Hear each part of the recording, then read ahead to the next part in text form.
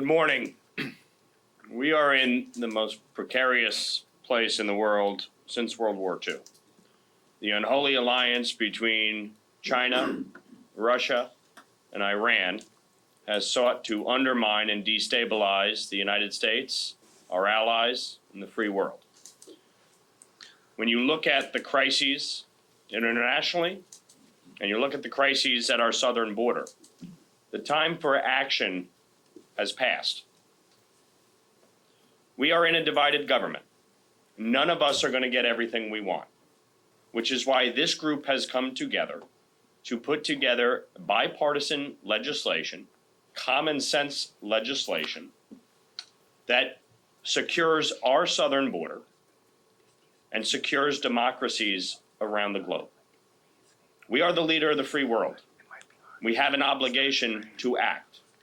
Failure to do so will set a new world order in which China, Russia, and Iran are leading. And that cannot be. The Russian invasion of Ukraine is an attempt to reestablish the old Soviet Union. My wife is from Moldova. Her family lives on the Ukraine border. I can assure you, if Ukraine falls, Moldova will absolutely be next. And that cannot happen.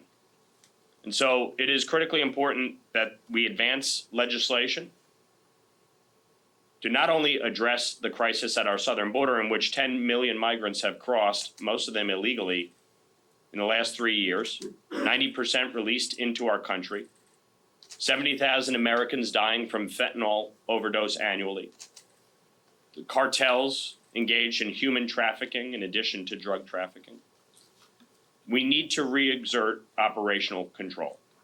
This bill will help do that.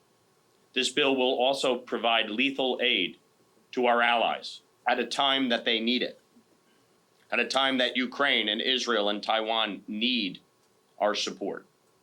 And so I want to thank Brian Fitzpatrick and Jared Golden for leading here, for bringing together this bipartisan group.